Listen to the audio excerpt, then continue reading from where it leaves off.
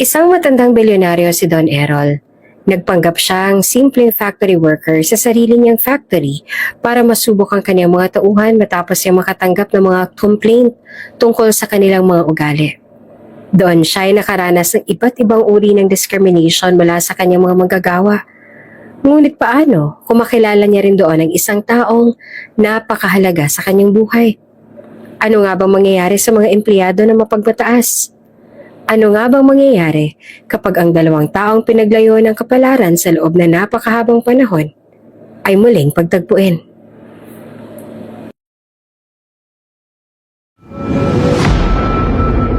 Kung bago ka pa lang sa channel na ito, Ate Jane TV, huwag kalimutang pindutin ang notification bell and subscribe button.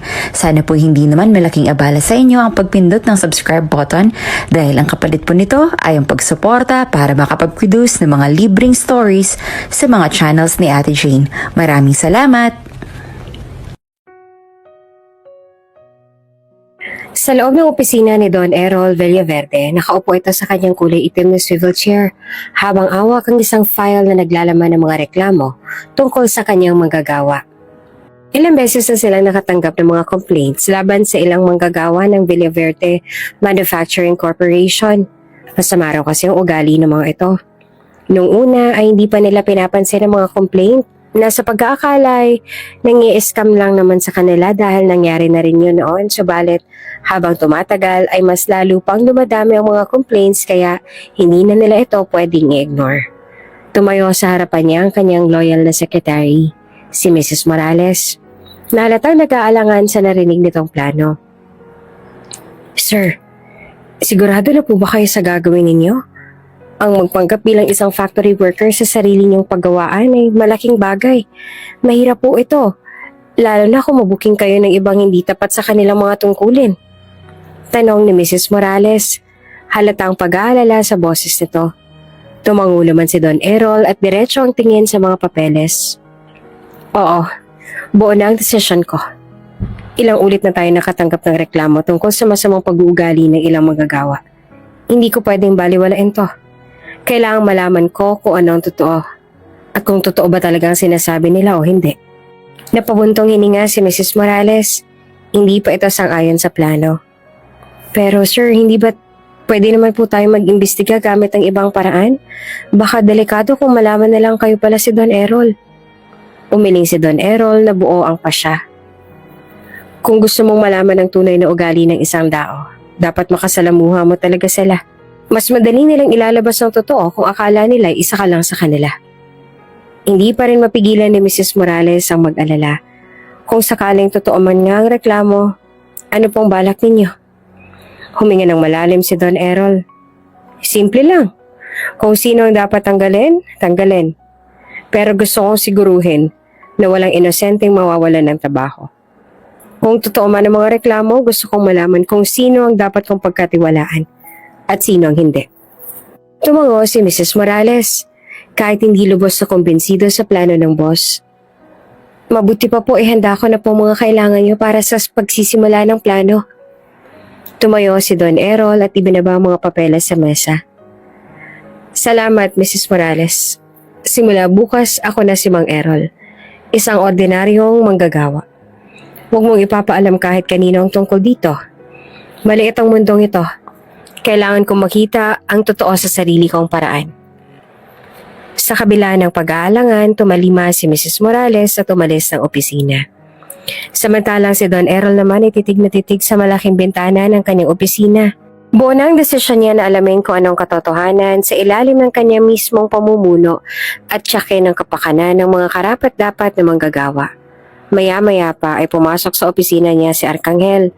Isa rin sa kanyang mga tauhan na may alam na sa kung anong balak niyang gawin. Bago lamang ito sa trabaho nito sa kanya, pero mapagkakatiwalaan kaya naman ay naipagkakatiwala niya na dito ang mga bagay na kanyang pinaplano. Sir Errol, nagtataka lang po ako, wika ni Arcangel. Nagkunot noo si Don Errol. Tungkol sa anong bagay, Arcangel? Kung bakit magagawa mong magpanggap sa simpleng manggagawa sa sarili mong factory, hindi ba't delikado ang plano nyo? At paano nyo magagawa ito nang hindi kayo makikilala? Tsak na may ideya na rin naman ng mga manggagawa kung sino kayo. Napabuntong hininga si Don Errol, tsaka tumingin sa bintana ng kanyang opisina. Tila nagbabalik tanaw. Magmula na magsimula ako ng negosyong to, pinili kong itago ang pagkakakilanlan ko bilang may-ari. Noon pa man may mga pagbabanta na ako natatanggap mula sa mga hindi ko kilala at dahil doon napahamak ako at ang pamilya ko. Maraming mga taong gustong gamitin ang pangalan ko para sa pansariling interes, lalo na nung naging successful ang kumpanya ko. Kaya naman nagdesisyon ako manatiling tahimik at itago ang lahat. Ilan lamang sa mga taong pinagkakatiwalaan ko nakakaalam kung sino ako. At isa ka sa mga taong yon, Arkanghel. Tahimik naman na nakinig si Arkanghel at halatang interesado sa kwento at baka sa mukha nito ang saya ng malaman na isa ito sa mga taong pinagkakatiwalaan ni Don Errol. Ang alam ng mga tao sa factory, isang malaking korporasyon ng may-ari. Wala ni isa sa kanila nakakaalam na ako mismo ang nasa likod ng lahat ng ito. Ginawa ko ito hindi lang para sa sarili kong kaligtasan, kundi para sa makapagtrabaho rin ako ng tahimik, malaya sa intriga at pamumulitika. Tumango si Arkanghel. Ibig sabihin, sir, walang may ideya kung sino talaga kayo sa factory? Wala, sagot ni Don Errol. Kahit ang mga manager doon, ang alam lang nila ay akong kinatawan ng may-ari. Pero hindi nila alam na ako mismo ang may-ari. Dahil dito, madali ako makakapagpanggap bilang isang ordinaryong manggagawa. Walang makakaalam kung sino nga ba ako, hanggat hindi ko sinasabi. Pinag-isipan ito ni Arkanghel at napatangong muli. Kung ganun pala, sir, mukhang maganda nga ang plano niyong to. Pero sigurado po ba kayong handa kayong makita ang totoong kalagayan ng factory? Ngumiti si Don Errol. Kailangang makita ng dalawang mga mata ko kung anong totoo. Ayoko magdesisyon na hindi ko lubos na nauunawaan ang sitwasyon. Sa ganitong paraan, malalaman ko kung sino ang karapat-dapat na manatili at kung sino ang nagpapabigat lang sa kumpanya. Tumangong muli si Arkanghel. Mabuti po, ihahanda ko ng lahat para sa inyong pagsisimula. Makakaasa po kayo na safe sa akin ang sekreto ninyo at tutulungan ko po kayo sa lahat ng bagay. Napangiti rin muli si Don Errol. Salamat, Arkanghel. Aasahan ko ang tulong mo. Maagang dumating si Don Errol o ngayon ay mas kilala na ng lahat bilang si Mang Errol sa malaking compound ng factory. Ang gusali ay gawa ng bakal at konkreto. Napapaligiran ng mga nakaimbak na materyales at makina. Sa loob maririnig ang tunog ng makina, huni ng mga gears, kalabog ng mga paletang kahoy at sigawan ng mga manggagawa na abala sa kanilang mga gawain. Ang init ng paligid ay sinasabayan ng amoy ng langis at metal. Ngunit, hindi ito inalintana ni Don Errol. Sa entrance, sinalubong siya ng HR supervisor na si Mr. Santos. Isang matabang lalaki na may manipis na buhok at tila laging nagmamadali. Ikaw pala si Mang Errol Ruiz. Welcome! Bagong manggagawa ka, tama? Tumango naman si Mang Errol at ngumiti ng bahagya. Opo, sir. Halika, ipapakilala kita sa mga kasamahan mo, sabi ni Mr. Santos habang sinimula ng tour sa factory. Habang naglalakad sila, ipinaliwanag ni Mr. Santos ang pasilidad. Malaki ang factory natin, may 3 division: assembly, packaging, at quality control. Dito sa assembly ka maa-assign. Tinuro nito ang isang bahagi ng factory kung saan abala ang mga manggagawa sa pagtitipon ng mga produkto. Ipinasok ni Mang Errol sa assembly line at ipinakilala sa mga kasamahan niya. Isa-isa siyang kinamayan ng ilan, habang ang iba naman ay mukhang walang interes. Tumayo sa harap nila si Mr. Santos at tumikim. Mga kasama, ito si Errol Ruiz, bago nating manggagawa. Dito siya sa assembly line maa-assign kasama ninyo, kaya tulungan niyo siya habang nag-a-adjust pa siya. May isang lalaki nagtatrabaho malapit sa kanila, si Arman Guzman, na malapit at nakangisi ng hindi kaaya-aya. Kaya mo ba magtrabaho dito, tanda? Mukhang hindi mo naman na kayang tumayo ng matagal. Baka naman himatayin ka pa. Maging pasanin ka pa namin. Dapat sa kagaya mo hindi na tinatanggap sa ganitong trabaho. Nagkaroon ng mahinang tawanan mula sa ilang magagawa ng dahil doon. Ngunit nananatiling kalmado si Mang Errol. Tinititigan niya si Arman at magalang na sumagot. Kaya ko pa naman. Subukan lang natin. Mukhang may candidate na agad siya kung sino nga sa mga manggagawa ang dapat na mawala ng trabaho dahil hindi agad nagustuhan ni Don Errol ang tabas ng dila ng isang to. Tila hindi naman natuwa si Arman sa sagot. Tingnan na lang natin kung hanggang kailan ka tatagal. Itigil mo na nga yan, Arman. Palagi ka na lang ganyan. Saway ni Mr. Santos dito. Tinuloy na nga ni Mr. Santos ang pagpapakilala at pagtutour kay Don Errol. Okay, Errol. Ito ang gagawin mo. Sa assembly line, mag-aayos ka ng mga piyesa. Dapat mabilis ang kilos. Pero siguraduhin mong maayos ang trabaho. Tumango si Don Errol. Opo, naiintindihan ko. Kung gano'n ay maiiwan na kita, gawin mo na maayos ang trabaho mo para magtagal ka dito. Seryosong sabi ni Mr. Santos at saka muli nitong tiningnan ng ibang mga manggagawa. Hayaan mo na lang ang ibang mga manggagawa dito. Ang ilan sa kanila may mga ugali talaga na hindi mo magugustuhan, pero wala tayong ibang magagawa. The best thing you can do is to just ignore them. Mag-focus ka na lang sa kung anong trabaho ang nakalaan para sa'yo. Naiintindihan ko, sagot ni Errol. Sige, may trabaho rin akong kailangan na matapos. Habang lumalakad palayo si Mr. Santos, saglit na tiningnan ni Don Errol ang buong paligid. Alam niyang magiging mahirap ang araw-araw sa factory, ngunit ito ang kailangan niyang gawin para malaman ng katotohanan sa kanyang negosyo. Pagkatapos ng maikling tour, agad na pinaupo si Don Errol sa assembly line. Ang kanyang unang gawain ay ang pag-aayos ng maliit na piyesa para sa mga produkto ng factory. Pinagmamasdan niya ng mabuti ang iba pang manggagawa para matutunan ang tamang proseso bago niya sinimulan ang kanyang trabaho. Habang nagtitipon siya ng piyesa, hindi nakaligtas sa kanya ang mga bulong-bulungan mula sa iba't ibang bahagi ng linya. Bakit ba kumuha ng ganyang katanda? Siguradong babagal na naman ang trabaho natin dahil sa kanya. Sabi ng isang babaeng may hawak na kahon ng materyales. Oo nga, dapat ganyan katanda hindi na tinatanggap sa trabaho eh. Tingnan mo nga, parang hindi pa sanay eh. Dapat sa kanya nagpapahinga na lang sa bahay. Nagiging pabigat patuloy siya dito sa atin. Sabat naman ng isang lalaki na nakatayo malapit sa kanya. Si Arman naman yon. Narinig din niyon ni Errol, ngunit pinili niyang huwag mag-react. Tahimik siya nagpatuloy sa trabaho.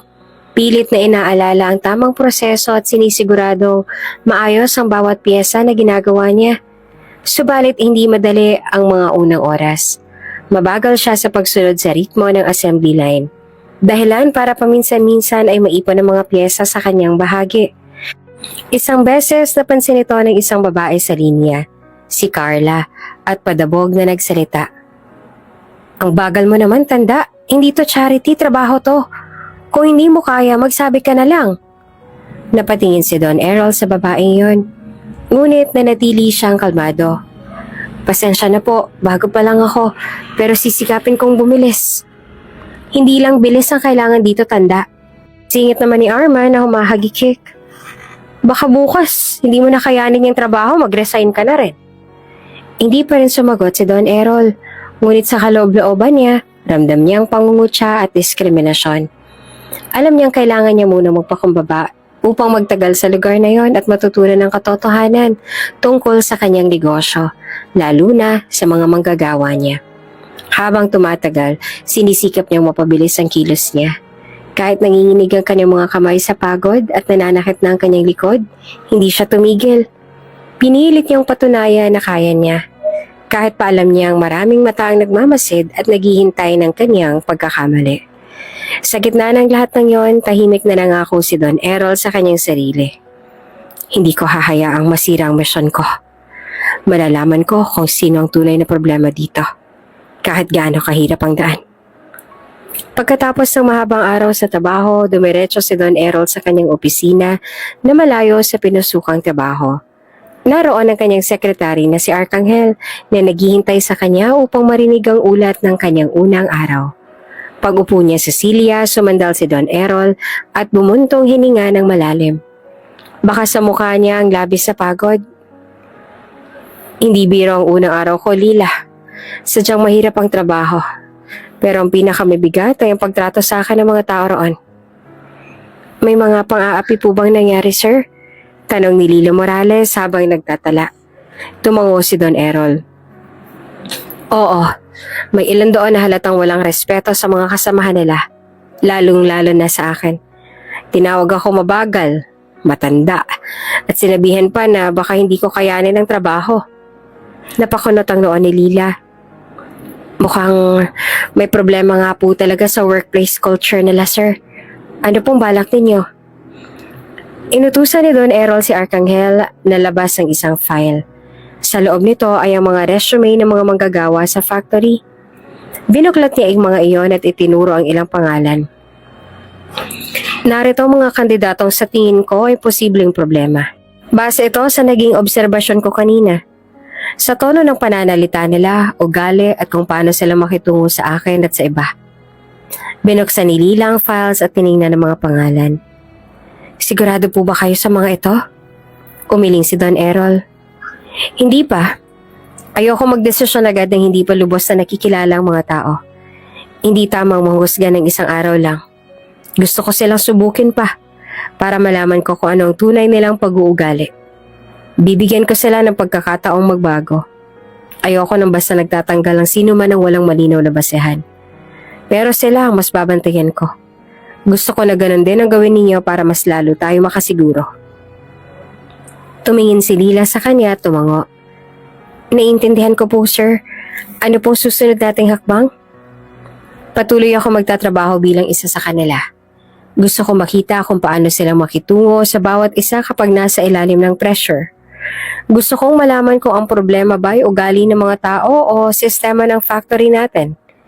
Siguraduhin mo lang na wala pa rin nakakaalam na ako ang may-ari. Ngumiti si Lila. Mabuting plano, sir. Sigurado akong sa huli, makakamit natin ang hustisya para sa mga masisipag at tapat na manggagawa. Tumango si Don Errol at ngumiti ng bahagya. Salamat, Lila. Hindi magiging madali ito pero alam kong magiging sulit din ang pagsisikap. Nung umalis na sina Lila at Arcangel, maling isinandal ni Don Errol ang kanyang ulo sa upuan at nag-isip. Gusto niyang baguhin ang kultura sa loob ng kanyang factory, pero kailangan niya magsimula sa tamang paraan. At iyon ay ang kilalanin ng mabuti ang mga tauhan niya para alamin kung ano nga ba ang tunay na problema. Maaga pa lamang ay naroon na ulit si Don Errol sa factory ngayon ng pangalawang araw niya at handa na siyang harapin ang panibagong araw ng trabaho. Hindi siya nakatulog ng maayos kagabi dahil iniisip niya ang mga nangyari nung una niyang araw. Ngunit determinado siyang ipagpatuloy ang misyon. Habang nag-aayos sa mga materyales sa linya ng produksyon, napansin niyang medyo bumagal na naman ang kanyang kilos. Hindi niya sinasadyang mabitawan ng isang bahagi ng materyales, dahilan para magkalat ito sa sahig. Agad na napatigil ang linya. Hoy! Ano ba yung tanda? Sigaw ng isang lalaki na nasa likod ng linya niya. Ang bagal mo na nga! Pabigat ka pa! Pasensya na, hindi ko sinasadya. Sagot ni Don Errol habang pinupulot ang mga nagkalat na materyales. Baka naman dapat umuwi ka na lang. Dugtong ng isa pang manggagawa. Hindi mo kayang sabayan ng trabaho dito. Pinapabagal mo lang naman ang buong linya. Habang inaayos si Don Errol ang mga gamit, napansin niyang hindi niya alam kung paano gamitin ang isang makinarya na kailangan sa kanyang trabaho. Tumingin siya sa paligid at lumapit sa isa sa mga katrabaho niya.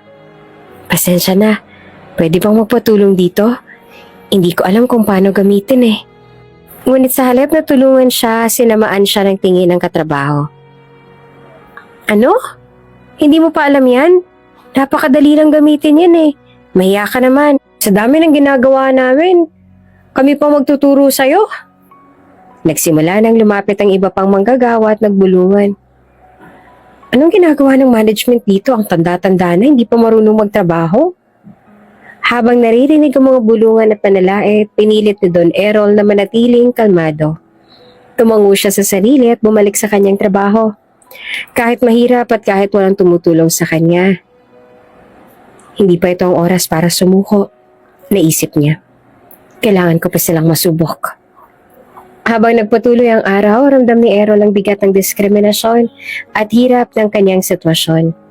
Ngunit kahit na ganoon, nanatili siyang determinado na tapusin ang kanyang misyon at alamin ang katotohanan tungkol sa kanyang mga manggagawa.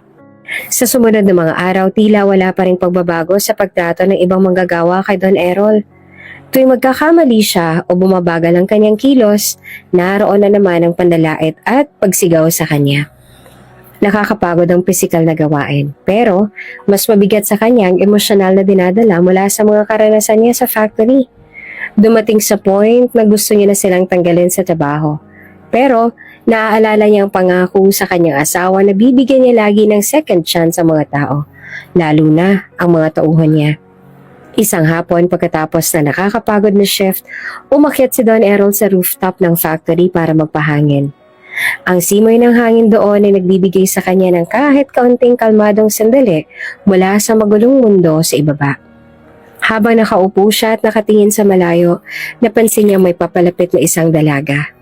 Simple ang suot nito.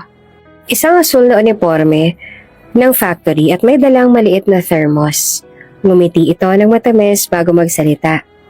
"Sir, ayos lang po ba kayo?" Magalang na tanong ng dalaga na tinawag palang Apple ng karamihan. Nagulat naman si Don Errol sa kabaitan nito.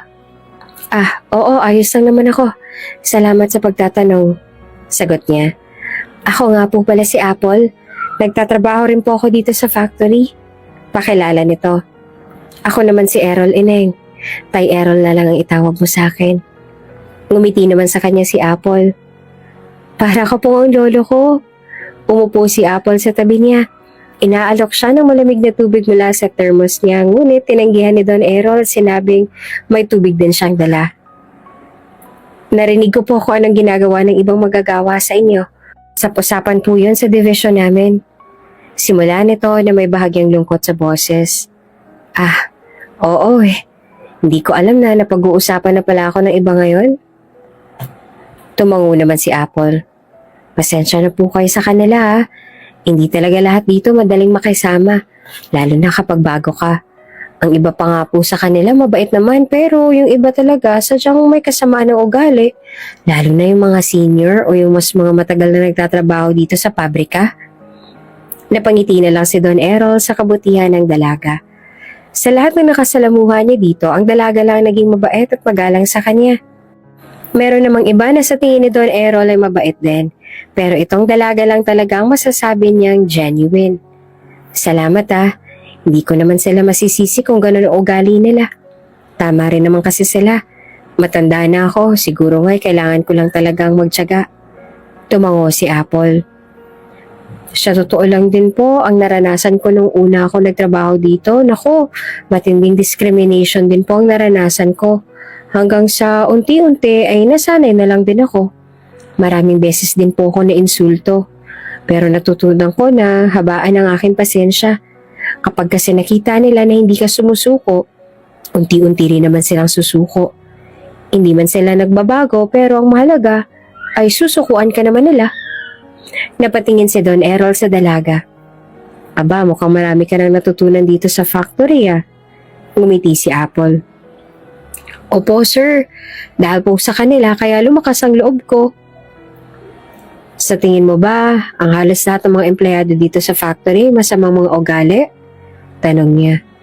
"Hindi naman po, may mga mabait naman pong iba." "Naniniwala ka bang magbabago pa yung mga masamang ugali? Kung sakali na magpa siyang pamunuan ng factory na magtanggal sila ng mga manggagawa na hindi magandang ugali? Dapat ba silang mabigyan ng isa pang pagkakataon para patunayan ang kanilang mga sarili?" Tumango si Apple. "Opo sir, sa tingin ko lahat naman ng tao ay deserve ang second chance. Malay natin may mga rason sila kaya ganun ang ugali nila. Bakang ilan sa kanila ay may pinagdadaanan pala sa buhay. Mahirap man minsan, pero naniniwala po ako may kabutihan pa rin naman ang karamihan sa atin. Nang iba ay ayaw itong ipakita sa pag-aakala na ang magiging tingin ng iba roon ay weakness nila. O baka may mas malalim lang na dahilan. At para makita natin ang tunay na ugali o kabutihan ng isang tao, kailangan lang minsan ng mahabang pasensya at tamang pagkakataon.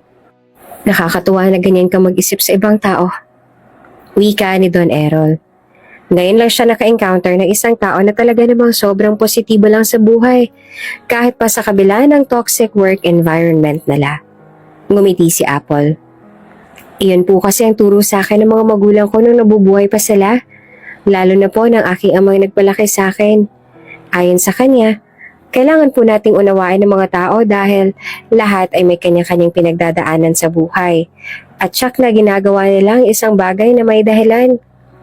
Napangiti rin si Don Errol. Maayos ang naging pagpapalaki nila sa'yo. Nakakatuwa na may mga taong kagaya mo. Hihiya itong umiti. Salamat po. Habang nag-uusap sila ni Apple sa rooftop, napansin ni Don Errol ang sinseridad sa mga mata ng dalaga. Tila handa rin itong magbigay ng suporta kahit pa para sa isang estranghero na tulad niya. Sir, magalang na sabi ni Apple habang maingat na inilalapag ang thermos sa tabi. Napansin ko po kanina na malungkot kayo. Sana mali lang iniisip ko pero huwag niyo pong sisihin ang sarili niyo kung bumagal man ang trabaho dahil sa inyo. Hindi po totoo yun. Ang lahat ng mga sinasabi ng ibang empleyado sa'yo wala pong katotohanan yun. Napabuntong hininga si Don Errol. Pero, hindi naman talaga maipagkakaila na mabagal talaga ako. Matanda na ako at hindi na kasing sigla ng dati. Ngumiti si Apple na puno ng pag-uunawa. Kahit pong matanda kayo, tsak na malaking tulong pa rin kayo sa trabaho. Totoo lang, nakakatuwa nga po na kahit mahirap ay nagtatrabaho pa rin kayo.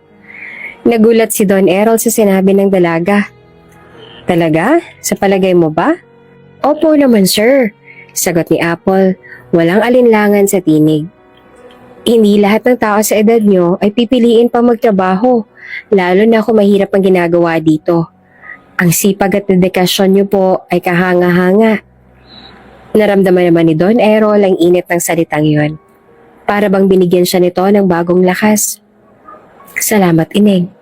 Hindi ko inaasahan ng ganitong mga salita. Ang dami mong naitulong sa akin ngayong araw. Ngumiti si Apple ng mas malaki. Walang anuman po, sir. Tandaan niyo lang po, kahit ano pa ang sabihin ng iba, hindi sukatan ng bilis o lakas ng trabaho para masabing may halaga ka. Para sa akin, ang mahalaga po ay ang puso at tiyaga na ibinibigay ninyo. Napangiti rin si Errol. Minsan, ang pinakamalaking suporta ay nagmumula sa mga simpleng salita ng kabutihan. Naisip niya. Sa kauna-unahang pagkakataon mula na magsimula siya sa factory, naramdaman niya ang tunay na pag-asa. Nang matapos ang kanilang usapan, bumalik ang kaunting sigla ni Don Errol. May liwanag sa kanyang mga mata habang binabalikan ang mga sinabi ni Apple. Baka tama nga ang batang iyon, naisip ni Don Errol. Kung magpapakita ako ng tiyaga at kabutihan, baka may magbago nga sa mga tao rito. Habang abala ang lahat sa kanilang mga gawain at trabaho, biglang pumasok si Mr. Santos, ang supervisor ng factory. Tumigil pansamantala ang ingay ng mga makina habang nakatuon ang atensyon sa mga manggagawa sa kanya. Good morning everyone, anunsyo ni Mr. Santos. I'd like to introduce to you our new janitor, Mr. Renzo Gutierrez. Lahat ng mata ay napunta sa lalaking nasa tabi ni Mr. Santos. Matangkad ito, makisig at gwapo. Sa tansya nila ay mga nasa 20 plus pa lang ang edad ng bagong janitor. Halos sabay naman ang kilig na hiyaw ng mga babaeng manggagawa. Ay, ang gwapo! Bulong ng isa. Bakit siya maging artista? Sabi pa ng isa. OMG, parang magiging excited ang trabaho natin dahil sa kanya. Bagong crush ko na siya. Sabi ng isa pa. Tumigil ka nga dyan, Jamie. Di ba may asawa ka na? Bakit kinikilig ka pa't naglalaway ka pa sa kanya? Narinig ni Don Errol na saway ng isa pang manggagawa sa katabi. Eh bakit pa? Hindi naman malalaman ng asawa ko eh. Secret lang natin to. Ang dahilan naman ng babae at napapansin na sa bagong janitor na walang pakialam sa mga ito. Napansin ni Don Errol ang kakaibang ingay sa paligid. Agad siya nagtaas ng kilay at tumingin kay Mr. Gutierrez. Familiar ang mukha ng lalaking to. Naisip niya. Hindi niya maiwasang mag-isip kung saan niya nakita ang bagong janitor. Hindi niya maintindihan kung bakit familiar para sa kanya ang bagong janitor nito. Sa kabila ng ingay ng ilang manggagawa, lalo na iyong mga babae, ipinagpatuloy ni Mr. Santos ang maikling pananalita para paalalahanan ang mga manggagawa na itrato nila ng tama ang bagong janitor bago umalis. Magandang araw po sa inyong lahat. Sana'y habaan ho ninyo ang iyong pasensya sa akin. Ang magalang na wika ni Renzo tsaka yumuko sa harapan nila. Huwag kang mag-alala, Pogi. Kami nang bahala sa'yo. Iga-guide ka namin. Sabi ng babaeng manggagawa na may asawa na. Ngumiti naman ng bahagya si Renzo. Maraming salamat po. May asawa ka na ba? Biglang tanong ng isa pang manggagawa kaya pati si Renzo ay natigilan at nabigla din. Wala, Pogi nang. Magalang na tugon ni Renzo dahilan para mapasinghap ang babaeng nagtanong. Na-offend yata sa pagtawag ni Renzo ng ginang. Bumalik naman ang iba sa trabaho. Ngunit, hindi nakaligtas kay Don Errol na halatang wala sa focus ang maraming manggagawa. Uy, Renzo, baka naman pwedeng ikaw ang maglinis dito mamaya. Sabay kindat ng isang manggagawa. Ako rin, tulungan mo rin ako dito. Dagdag pa ng isa. Halos lumapit na kay Ramon. Napapailing naman si Don Errol sa nasaksihan. Puro papansin na lang mga ito. Wala namang maayos na nagagawa. Ang nasabi na lamang ni Don Errol sa kanyang isipan. Habang pinagmamasdan ang nangyayari na patitig ulit si Don Errol kay Renzo na nakikipagkilala pa sa ibang manggagawa. Bakit kaya ito nag-apply bilang janitor sa factory ko? Pwede naman siya sa modeling agency. Anong balak niya rito? Tanong niya sa sarili. Ngunit bago niya masagot ang sariling tanong, naputol ang kanyang pag-iisip dahil sa muling tawanan ng ilang mga manggagawa na halata namang naapektuhan na ang kanilang trabaho dahil sa bagong dating. Nagpa siya si Don Errol na mag-obserba pa. Tahimik ngunit mapanuri. Renzo, bakit wala ka pang girlfriend? Tanong na naman ng isa pang babaeng manggagawa kay Renzo na noon ay gusto na sanang mag-focus sa trabaho. Hindi po ba dapat hindi natin pag-usapan ng tungkol dyan sa oras ng ating trabaho, Ginang? Magalang na tanong ni Renzo sa babae na halatang na-offend din. Gusto lang naming malaman, tsaka huwag ka mag-alala. Pwede naman tayo mag-usap sa oras ng trabaho kasi wala namang supervisor. Pasensya na pero ayoko kasi makipagkwentuhan sa oras ng trabaho. Magalang pang yumuko si Renzo sa mga makukulit na manggagawa na natigilan din at hindi na nakapagsalita. Si Don Errol naman ay lihim na napangiti sabay iling. Mabuti na lamang at medyo matino ang bagong janitor. Mukhang hindi naman ito magiging problema. Sa sumunod pang mga araw ay ganun rin ang mga ganap. Pero lagi niya napapansin na si Renzo ay ingat na ingat sa trabaho at umiiwas din sa mga babaeng manggagawa na umaaligid at bumubuntot dito dahil sa ayaw nitong makipag-usap sa kanila. Sa gitna ng shift, muli na namang nagkamali si Don Errol habang nag-aayos sa mga materyales. Sa halip na maayos ang takbo ng linya, nagdulot ito ng pagkaantala. Ano ba naman yan? Ang simple-simple ng trabaho, no? Hindi mo pa magawa ng tama. Lagi ka na lang nagkakamali. Hindi mo ba pinagmamasa ng ibang manggagawa? Nakakarindi na rin talagang magturo sa'yo. Dagdag ka lang sa trabaho ko eh. Sigaw ng isang kasamahan niya na halatang eretado. Kung hindi mo kaya, mag-resign ka na lang dito. Pabigat ka sa trabaho. Dagdag pa ng isa. Tahimik lamang si Don Errol. Nagpakumbaba at hindi na sumagot. Mahabang pasensya ko. Kaya ko to. Naisip niya habang pilit na inaayos ang pagkakamali. Pagkatapos na nakaka-stress na shift, pumunta si Don Errol sa cafeteria. Habang ang iba naman na magkakasama sa kanilang mga grupo, siya ay naupong mag-isa sa dulo ng mesa. Tahimik siyang kumakain at pilit na hinahayaan ang sarili na makapagpahinga kahit kaunti. Habang nakayuko at abala sa pagkain, bigla niyang naramdaman ang paglapit ng isang tao. Pag-angat ng tingin, nakita niya si Renzo, ang bagong janitor na nakangiti habang may dalang tray ng pagkain. Pwede po bang makisabay sa'yo? Tanong ni Renzo, ngunit bago pa makasagot si Don Errol, ay nakaupo na ito sa harapan niya. Nagulat si Don Errol. Hindi inaasahan na may uupo sa harapan niya. Lalo na ang bagong janitor na kinababaliwan ng ibang manggagawa. Oo naman, iho. Maikli niyang sagot. Habang kumakain, nagsimula na mag-usap ang dalawa. Pansin ko lang, Tay. Parati ka pong tinitira ng mga kasamahan natin kung ano-ano pong mga sinasabi nila tungkol sa'yo. Simula ni Renzo.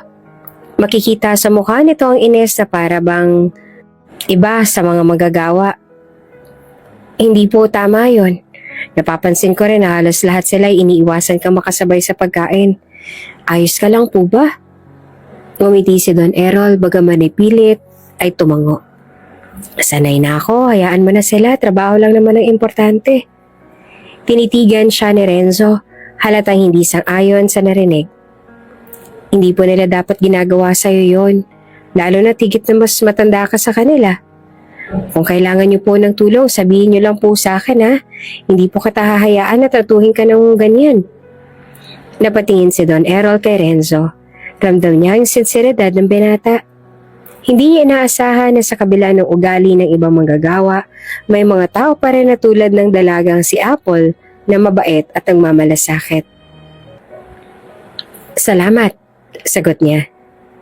Hindi ko alam kung bakit ginagawa mo to pero salamat. Ngumiti si Renzo at nagbiro.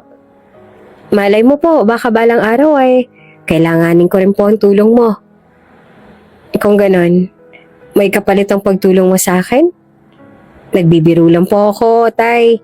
Hindi ko po kailangan ng kapalit, tsaka gusto po kitang tulungan kasi para sa akin ay hindi na po maganda ginagawa nila sa inyo. Napangiti si Don Errol sa sinabi nito. Maraming salamat, iho. Masaya ako may mga bata pa pala na kasing bait mo, no? Ngumiti lang din ito tsaka kumain. Siya nga po pala, bakit nagtatrabaho pa rin po kayo dito? Bakit pinayagan po kayo ng pamilya niyong pumasok sa mahirap na mga gawain dito sa factory? May mga apo kasi akong pinag-aaral. Kailangan ko silang suportahan para matupad nila ang lahat ng pangarap nila. Paliwanag ni Don Errol kahit pa hindi naman totoo ang mga sinabi niya. Wala naman kasi siyang mga apo at mag-isa na lang din si Don Errol sa buhay. Nung bata pa kasi ang anak nila ng kanyang yumaong asawa, nakidnap ito at hindi na muli natagpuan. Kaya nung nawala ang asawa niya, naging mag-isa na lang din si Don Errol sa buhay. Napakabait yun naman po pala, wika ni Renzo. Tsak po ako, napakaswerte ng mga apo mo sa'yo, tay.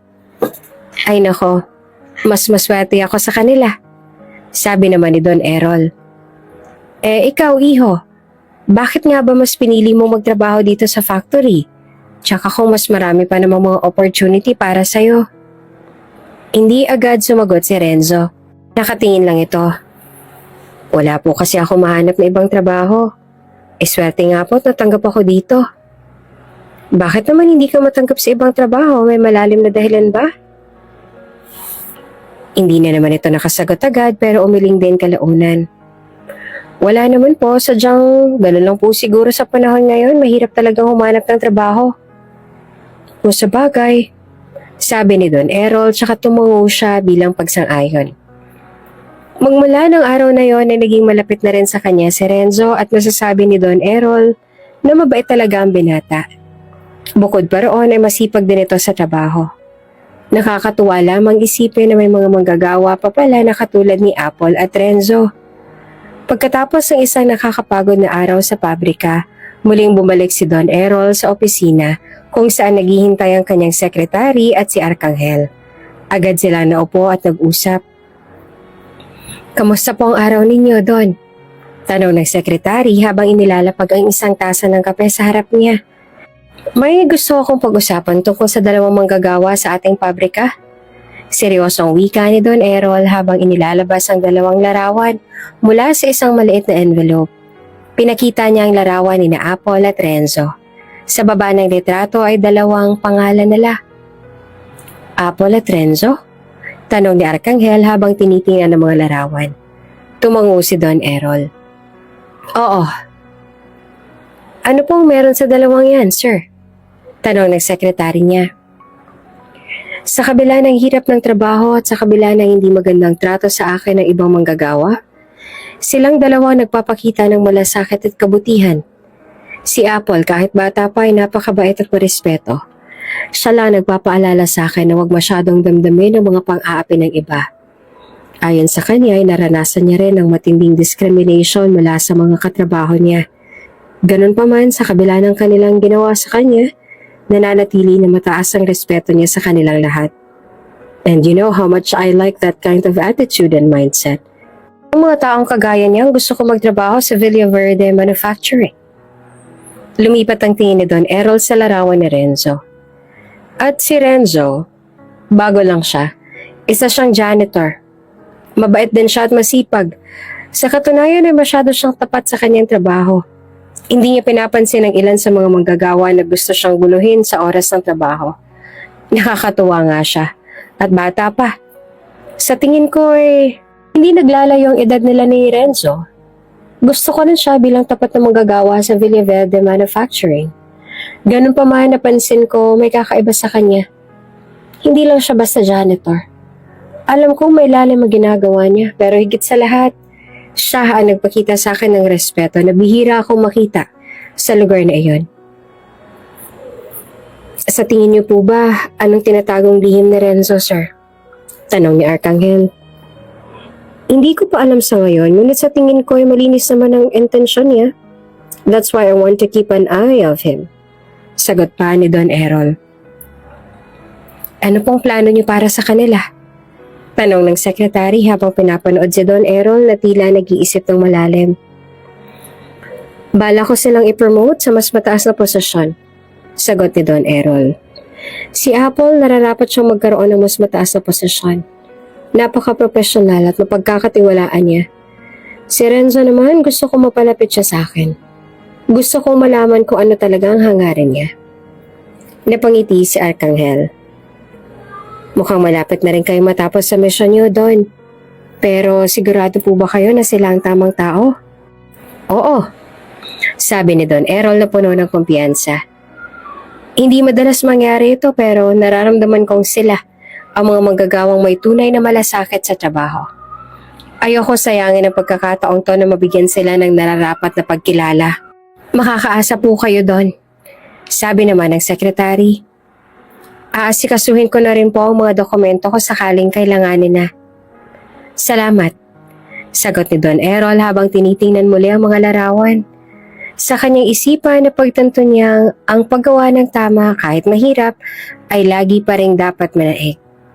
Pagkatapos ng diskusyon tungkol kina Apple at Renzo, naglabas ng bagong folder ang sekretary ni Don Errol at inilapag ito sa harapan ng kanyang amo. Sir, tungkol naman po sa plano nating makipag-partnership sa Kalyahan Group. Simula ng sekretary, halatang may halong kaba ang tono ng boses ito. Tumingin si Don Errol sa folder at binuklat ito at binasa ang mga dokumento nasa loob. Napakalaking kumpanya nila. Kung magawa natin to, hindi lang lalago ang operations ng pabrika. Magkakaroon din ng mas maraming oportunidad para sa mga empleyado natin. Sabi niya habang nakatingin sa papel. Oo nga po, sir. Pero kung tutuusin, hindi madali makipag-negotiate sa kanila. Alam naman natin ang reputasyon ng Kalyahan Group. Matigas silang kausap at mataas ang pamantayan nila pagdating sa mga kasosyo. Paliwanag ng sekretary. Oo nga po, sir. Nakailang request na rin po kami para may makausap na kahit isa man lang sa mga representative nila pero lagi rin pong decline. Sabi naman ni Arcangel, masyado pong mahirap mag-reach out sa kanila. Nag-isip naman ng malalim si Don Errol bago magsalita. Kaya kailangan nating maghanda. Kung nais silang makita ang pagiging maaasahan natin, ipapakita natin sa kanila. Nasa sa atin ang karanasan, ang disiplina at ang dedikasyon. Meron na po ba kayong plano para kumbinsihin sila, sir? Tanong ulit ng sekretary, nag-aalala lang baka hindi sapat ang mga hakbang na ginagawa nila. Oo, meron na sa ngayon, sagot ni Don Errol. Una, sisiguraduhin natin na maayos ang records ng ating kumpanya. Mula sa produksyon hanggang sa kalidad ng mga produkto, lalong-lalo na sa mga manggagawa natin. Isa rin ito sa dahilan kaya nagpa siya akong pumasok sa factory. Pangalawa, ipapakita natin sa kanila na marunong tayong magpatakbo ng negosyo ng may malasakit sa mga manggagawa at sa ating mga customers, mga bagay na hinahanap nila sa mga kasosyo. At pangatlo, napatigil siya. Tumingin sa sekretary na tila puno ng kumpiyansa. Gagamitin natin ang mga koneksyon natin sa industriya para makarating tayo sa tamang tao sa Kalyahan Group. Tumango ang sekretary. Tila na panatag kahit papaano. Mukhang malaki ang tsansa natin kung ganyan ang diskarte, sir. Pero, handa ba kayong harapin ng posibilidad na tanggihan nila tayo? Ngumiti si Don Errol, puno ng determinasyon. Kung mangyari man yon, tatanggapin ko.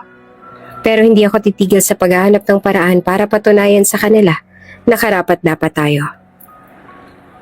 Napakalaki po ng tiwala ako sa inyo, sir. Kung may kaya silang tanggihan, hindi yon kayo. Sabi ng sekretary na may bahid ng paghanga. Tumango naman si Don Errol at isinara ang folder. Tuloy ang plano. Ihanda mo na ang lahat ng kailangan para sa presentation. Gusto ko maging perpekto ito. Opo, sir. Agad na sagot ng sekretary bago lumabas ang opisina. Kasunod nitong lumabas si Arcangel. Naiwan si Don Errol na nakatingin sa bintana. Iniisip ang malaking hamon na nasa unahan niya at ang pagkakataon para patunayan ang kanyang kakayahan. Isang tahimik na araw habang nakaupo si Don Errol sa lumang bench sa rooftop. Ine-enjoy niya ang malamig na simoy ng hangin. Nakatitig siya sa malayo. Iniisip ang mga problema sa trabaho at ang plano niya sa Kalyahan Group. Sa kalagitnaan ng katahimikan, narinig niya ang mahina at magaan na yapak ng sapatos. Paglingon niya, nakita niya si Apple na may dalang maliit na lunchbox. Nginitian siya nito at nagpaalam. Sir, pwede po ba akong tumambay dito? Tahimik kasi. Ngumiti si Don Errol. Siyempre naman, tsaka huwag mo akong tawaging sir. Isa lang din ako magagawa rito. Umupo naman si Apple sa kabilang dulo ng bench at binuksan ang baon. Napansin ni Don Errol na tuyo lamang ang laman ng lunchbox nito at kaunting kanin. Apple, bakit hindi ka sa cafeteria kumakain? Parang lagi ka na lang nagdadala ng baon. Tanong niya na puno ng pag-aalala. Bigla namang nag-blush si Apple at yumuko, halatang nahihiya. Nahihiya po kasi ako, sir. Tay Errol, tuyo lang po kasi ang baon ko, baka pagtawanan lang ako ng iba. Ngumiti si Don Errol at tumango. Naiintindihan ang nararamdaman nito. Wala namang nakakahiya sa tuyo, Apple. Paborito ko nga yan noon eh. Medyo napangiti si Apple pero hindi pa rin ito maitagong lungkot sa kanyang mga mata. Nagtsatsaga na lang po talaga ako, Tay Errol. Mahirap kasi ang buhay. May pamilya ka bang sinusuportahan? Tanong ni Don Errol, naramdamang bigat sa boses ng dalaga. Tumango si Apple. Wala na po kasi akong mga magulang. Pareho silang pumanaw nung teenager pa lang ako. Ngayon po nakatira po ako sa bahay ng uncle at auntie ko. Mabait naman po sila pero sandali itong natigil at halatang nag-aalangan. May sakit po ngayon ang uncle ko. Ang auntie ko naman, mahina na rin para magtrabaho. Ako na lang po nag-aalaga sa kanila ni uncle at nagpapagamot. Hindi po kasi sila biniyayaan ng anak kaya po nagtitiis ako para lang matustusan lahat ng gastusin. Napuno ng awa si Don Errol habang pinakikinggan ang kwento ng dalaga. Kaya pala laging nagtitipid. Pero tandaan mo, Apple, hindi mo kailangang magdusang mag-isa. Kapag nahihirapan ka, huwag kang mahihiyang humingi ng tulong. Tumango naman si Apple. Tila na comfort sa sinabi ng kausap. Salamat po, Tay Errol. Siya nga pala, Iha. May dahilan ba kaya gustong-gusto mong tumambay dito sa rooftop? Tanong ulit ni Don Errol sa dalaga na nakangiti namang tumango. Ngayon lang din napansin ni Don Errol na ang ngiti ng dalaga ay pareho ng ngiti ng kanyang asawa. Bigla namang nanikip ang dibdib ni Don Errol. Naisip niya na siguro kung hindi lang nawala ang nag-iisang anak nila ng kanyang yumaong asawa, kung siguro ay hindi lang ito na-kidnap, baka ay kasing edad na ito ni Apple ngayon. Na-imagine din ni Don Errol na masiyahin at mabait ang kanyang anak. Ang kaso nga lang ay naging marahas ang mundo para sa kanila. Hindi niya man lang nakasama ang matagal ng kanyang anak. Hindi man lang nila nasaksihan ang paglaki at pagdadalaga nito.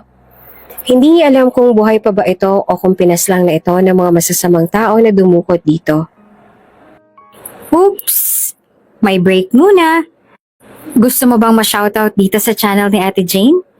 Mag-comment lang ng lesson you learned from the latest story uploaded. Dahil pipili kami ng isang best comment of the day para i-shoutout sa susunod na upload. Kaya huwag kalimutang mag-iwan ng lesson you learned after you watch this video. Maraming salamat! Shoutout nga pala kay Torres Brigida from Quezon City. Maraming salamat sa pakikinig.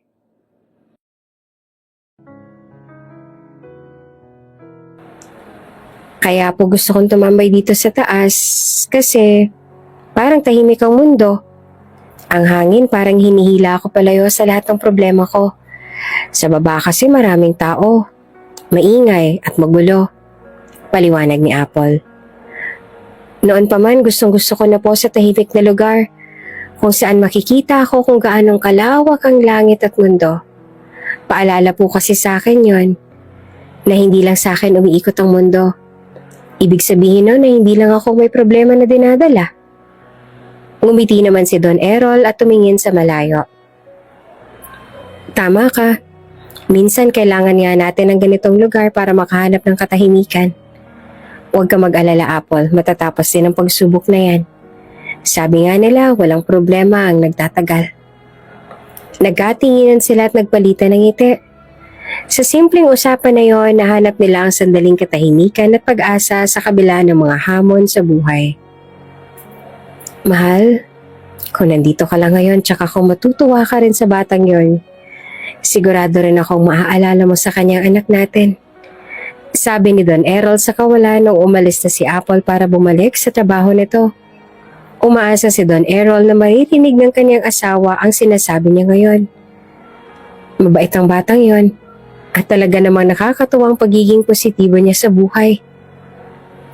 Malamig na simoy ng hangin ang tanging sagot na nakuha ni Don Errol. Habang nasa gilid si Don Errol ng production floor, nakatingin siya sa bawat manggagawa. Sinusuri niya kung sino ang talagang nagtatrabaho ng maayos at kung sino ang nagpapabaya. Sa gitna ng ingay ng makina at kaluskos sa mga tao, nakakuha ng pansin niya si Apple. Si Apple ay abala sa gawain nito. Mabilis ngunit maingat, tila walang pagod. Sa kabila ng init at hirap ng trabaho, makikita sa mukha nitong dedikasyon at kasipagan. Kapansin-pansin na kahit may mga pagkakataong tila bumibigat ang gawain, hindi ito tumitigil o nagrereklamo. Hindi kagaya ng ibang manggagawa na halos wala nang ginawa kung hindi makapag-utos sa ibang mga manggagawa na akala mo ay sila ang boss. Napangiti si Don Errol. Grabe ang sipag ng batang to. Bulong niya sa sarili. Sa kabilang banda, nakita rin niya si Renzo na abala sa pagmamop. Maliksi at sigurado ang bawat kilos nito. Kitang-kita ang profesionalismo. At hindi lang yon, tumutulong pa ito sa iba kapag may nakita itong nahihirapan sa trabaho. Lalong natuwa si Don Errol sa nakita. Ang mga ganitong tao ang karapat-dapat na magtagumpay. Sabi niya sa sarili habang nakatingin pa rin kay Renzo. Pagkatapos ng chef, tinawagan agad niya ang kanyang sekretary. Maganda ka ng proposal para sa mas mataas na posisyon para kina Apple at Renzo? Sabi niya sa telepono. Nagulat naman ang sekretary. Sir, sure na po ba kayo?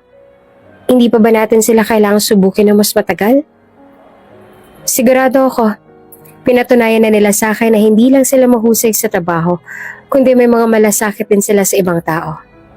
Ang mga taong tulad nila ang gusto kong bigyan ng pagkakataong umangat. Noted po, sir. Agad ko pong aasikasuhin ang mga requirements. Matapos ang tawag, muling napangiti si Don Errol habang iniisip ang kinabukasan ni na Apple at Renzo. Sa kabila ng hirap ng trabaho, nakita niya ang liwanag at pag-asa sa dalawang taong may malasakit at dedikasyon.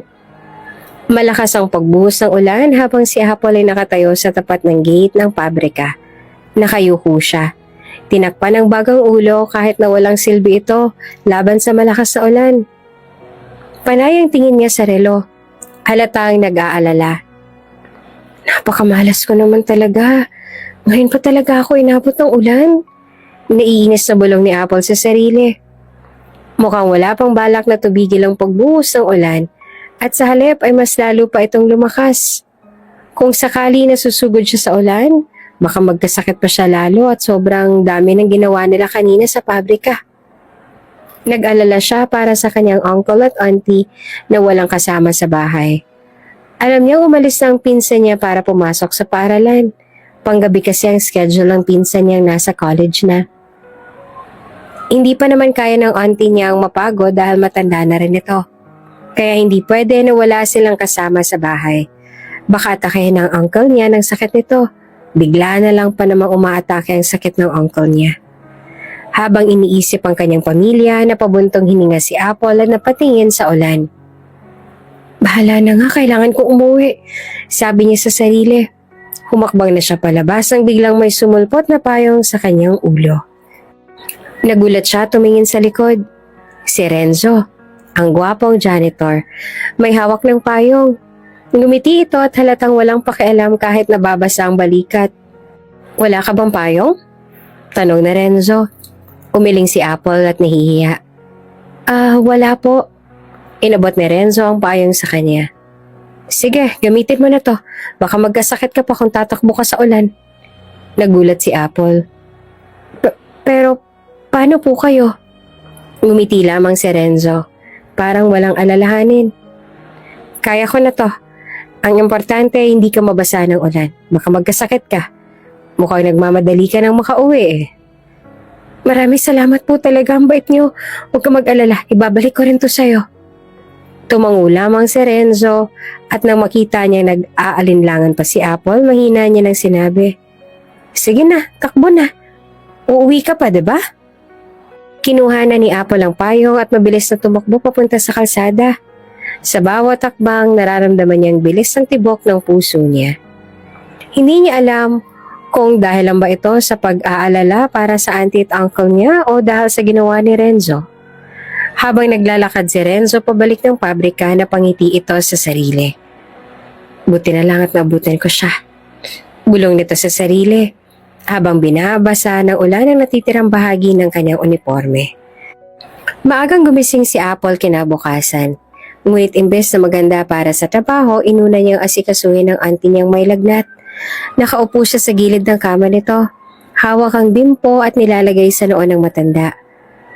Nako Apple, pumasok ka na. Ayos lang ako. Mahinang sabi ng auntie niya. Hindi po, importante po kayo. Ako nang bahala rito.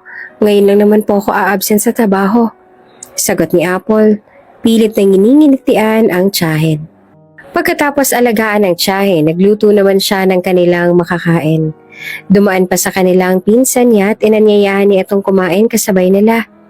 Hindi rin ito nagtagal doon dahil nagkataon na may group o projects din sa araw na yon. Natuwa nga rin ang pinsan niya nang malaman na hindi siya papasok sa trabaho kasi magagawa na raw nito ang project nito. Habang naglinis sa sala, napatingin si Apple sa payong na nakasabit malapit sa pintuan. Napangiti siya. Naalala niya ang nangyari kagabi nung pinahiram siya ng payong ni Renzo. Hanggang ngayon ay nagiinit pa rin ang pisngi niya at bumilis din ang tibok ng kanyang puso. Kagabi lang kasi siya naging ganong kalapit sa binata. Mula kasi nung pumasok ito sa factory bilang janitor, pinalilibutan na ito ng mga babaeng manggagawa. Lalo na yung mga single. Kahit nga may edad na para lang magpapansin sa gwapong binata. Ang bait niya talaga. Mahina niyang sabi sa sarili. Ibabalik ko to bukas. Kinabukasan, pumasok si Apple sa trabaho. Bit-bit ang payong, hinanap niya si Renzo sa oras ng break. Nang makita niya ito sa isang sulok ng cafeteria, lumapit siya kaagad. Renzo! Tawag niya. Napatingin naman si Renzo sa kanya. Halata sa itsura nito na medyo matamlay. Oh, Apple, anong meron? Inabot ni Apple ang payong. Ito nga palang payong mo.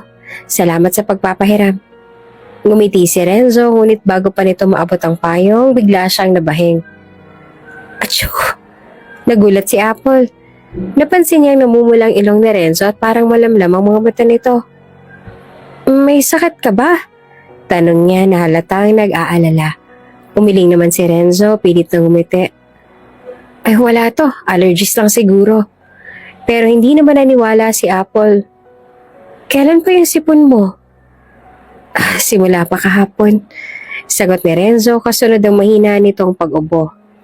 Naalala ni Apple ang gabing nabasa si Renzo. Napatingin siya sa payong. Tapos kay Renzo. Dahil ba naulanan ka nung binigay mo sa akin ng payong na to? Ikaw bang nabasa nung isang gabi? Napakunot ng noo si Renzo. Konti lang naman, wala to, huwag mo nang isipin yun. Umupo si Apple sa tapat ni Renzo, halatang seryoso. Napabuntong hininga siya at mahina niyang sinabi, "Pasensya na talaga dahil sa akin nagkasakit ka pa. Kung may kailangan ka sabihin mo lang ha, ako nang bahala." Ngumiti si Renzo at halatang na-appreciate ang pag-aalala ni Apple. "Sige, salamat pero huwag ka masyadong mag-alala, okay lang talaga ako." Tumango si Apple ngunit hindi niya pa rin mapigilang mag-alala para sa binata. Hindi nagtagal ay nagpaalam na rin siya dahil kailangan niya pang kumain at bumalik sa trabaho. Habang papalayo siya, naisip niya kung paano matutulungan ng binata na magpakita ng kabutihan sa kanya. Halatang malalim ang iniisip niya nung bumalik siya sa trabaho. Ganun pa man, ay nagagawa niya na rin ng tama ang lahat ng mga gawain niya. Pauwi na si Apple nang maisip niyang hintayin si Renzo at si Don Errol sa labas ng pabrika. Alam niya kasing magkasabay umuwi ang dalawa na laging malapit na rin sa isa't isa, kaya pumwesto siya malapit sa gate. Bitbit ang isang maliit na supot na may gamot. Hindi nagtagal nakita niyang papalabas na sina Renzo at Don Errol. "Renzo, Tay Errol!" Tawag niya tsaka lumapit agad sa dalawa. Nagulat naman si Renzo. "Oh, Apple, anong ginagawa mo rito? Pauwi ka na rin ba?" "Magandang hapon po, Tay Errol." "Ay magandang hapon din, Ineng," sagot ni Don Errol. Tumango si Apple tsaka iniabot ang supot kay Renzo. "Ito po, gamot para sa sipon at lagnat.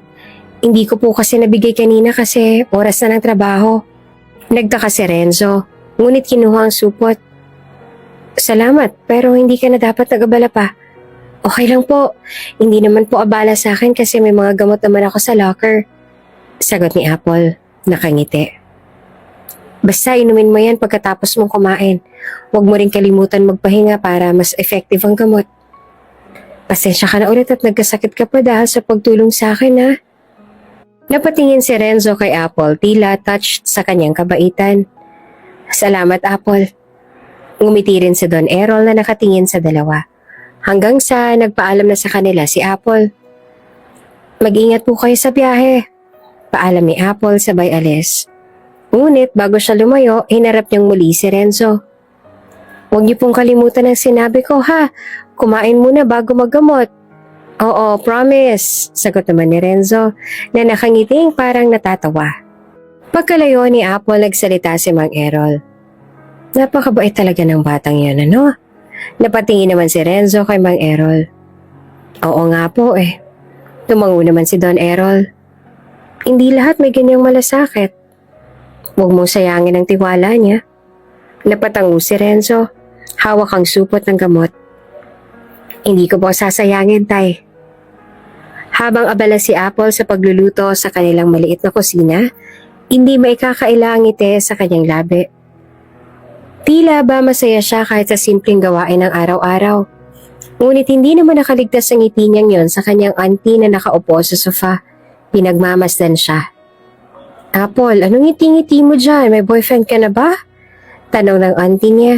May kalokohan ang tono nito. Lumingon si Apple at medyo nahihiya. "Wala po, auntie." "Aha, wala pala, pero kung makakita ka riyan ng daig mo pa may nobyo." Tudyo pa rin ito. Nag-init lalo ang kanyang pisngi. "Masaya lang po ako." "At bakit ka masaya ha? May nangyari ba?" "Wala naman po." Sagot niya na ang ngiti't kislap sa mga mata hindi pa rin naaalis. "Sus, may nagugustuhan ka na ba?" Tanong ng auntie niyang may malisyosong ngiti. "Teka lang, auntie, hindi po. Wala po akong time doon." Sagot ni Apple. Tumawa ng kaunti, sabay balik sa pagluluto. "Sus, baka naman ayaw mo lang aminin. Wala namang masama kung magkakagusto, magkaka-boyfriend ka. Nasa tamang edad ka naman ha." Nag-aalala nga ako sa'yo, baka tumanda kang dalagi. Mabuti na lang at mukhang hindi mangyayari yon kasi sa itsura mo ngayon, para bang may nagugustuhan ka na." Dagdag pa ng auntie niya. Naroon pa rin ang panunodyo sa tinig nito. Huminto saglit si Apple at nag-isip. "Gusto ko po muna mag-focus sa trabaho para sa inyo ni Uncle, para mabigyan ko kayo ng mas maayos na buhay. at saka bahay na rin. Wala pa po sa isip ko ang love life ngayon. Pumayag na lamang ang auntie niya. Ngumiti at nagpatuloy sa pagsusuklay. Basta, kung dumating man ang tamang tao para sa'yo, huwag mong tatanggihan. Ngumiti si Apple at nagpatuloy sa pagluluto. Sige po, auntie. Pero ngayon po, trabaho po muna para sa pamilya. Maaga at abala si Apple sa mga gawain sa bahay. Ngunit hindi nakaligtas sa kanya ang oras na mabilis na lumipas. Nang makita niyang malapit na siyang malate, agad siya nagmadaling nagbihis at nagmamadaling umalis ng bahay. Habang naglalakad papunta sa pinto ng factory, hindi niya napansin ang wet floor sign sa gilid ng isang hallway kung saan namang nagmamop si Renzo. At nang dumaan siya, bigla siyang nadulas, dahilan para mawala siya sa balanse at mapatili. Nagulat siya nang bigla na lang siyang madapot sa gitna ng pagbagsak. At nang magmulat siya ng mata, natagpuan niya nakapatong siya kay Renzo sa sahig. Nakatingin sila sa isa't isa at ramdam na ramdam ni Apple ang mabilis na tibok ng kaniyang puso. Apple, ayos ka lang ba? Tanong ni Renzo. Ang boses nito ay puno ng pag-aalala. Napayuko siya. Medyo nahihiya. Opo, ayos lang po ako. Sagot ni Apple na mabilis na bumangon at iniwasan ng mata ng binata. Tumayo si Renzo. Tumulong kay Apple at nagsabi, maging maingat ka next time, baka mapano ka. Nagkatinginan silang dalawa at may naramdaman na hindi may paliwanag si Apple. Bagamat hindi nila pareho masabi, pareho nilang naramdaman ang kakaibang koneksyon sa isa't isa ng sandaling yun. Pasensya na po talaga pero kailangan ko nang umalis. Humingi ng paumanhin dahil sa insidente at iniwan na ito. Hindi siya nakapag-isip ng tama sa takot na baka siya pa ang pagsabihan na naman ng supervisor. Laking pasalamat niya at hindi na siya pinagalitan. Ngunit ang mga nangyari kanina ay nagpatuloy na maglaro sa kanyang isipan. Nang break time, lumapit si Renzo kay Apple habang nag-iisa ito nakaupo sa isang sulok. Ang binata ay may daladalang medical kit at may malumanay na ngiti sa mga labi. Apple, upo ka. Sabi ni Renzo na halatang may ibig iparating.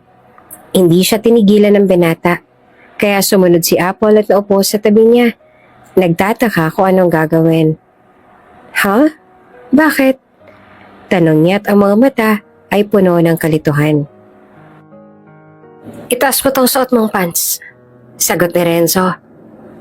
Para makita akong tuhod mo.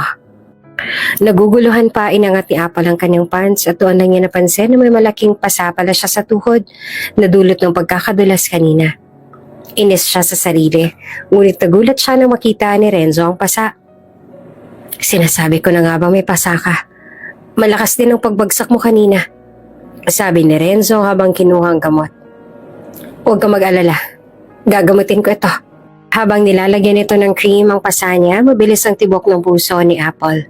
Nakaramdam siya ng hindi maipaliwanag na kilig at hiya.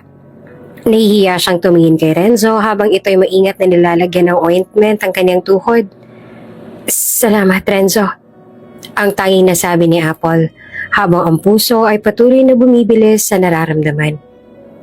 Okay lang, sagot ni Renzo. Pangiti at nag-aalaga sa kanya. Maging maingat ka pa rin sa susunod. Isang araw pagpasok ni Don Errol sa kanyang trabaho, ang unang ginawa niya ay hanapin si Apple. Nakasanayan niya ng makitang masipag at masayahing dalaga na tila nagbibigay ng magandang aura sa pabrika. Ngunit sa araw na ito, hindi niya makita si Apple saan man. Lumapit siya sa mga empleyado na abala sa kanyang trabaho. Nasaan si Apple? Bakit hindi ko siya nakikita? Tanong niya na may halong pag-aalala sa boses. Tumingin ang empleyado sa kanya, saglit na tumigil sa ginagawa, tila nag-atubili bago sumagot. Si Apple, natanggal na siya sa trabaho. Halos hindi makapaniwala si Don Errol. Natanggal? Bakit? Anong dahilan? Ayon sa narinig ko, may kasalanan daw siyang nagawa. Sagot ng empleyado, sabay bahagyang ibinaba ang tingin, parang ayaw makailam pa. Nagulat naman si Don Errol. Ang kanyang noo ay bahagyang nagkunot. Anong ginawa niya? Anong nangyari? Tanong niya pero walang ibang detalye ang empleyado. Habang naglalakad pabalik si Don Errol sa kanyang pwesto, hindi mawala sa isip niyang tungkol kay Apple. Alam niya kung gaanong kasipag at kabait ang dalaga at hindi niya maisip na magagawa nito ang anumang kasalanan na magiging dahilan ng pagkatanggal nito. Napabuntong hininga siya at sa kanyang isipan naisip niya. Kailangang malaman kong katotohanan.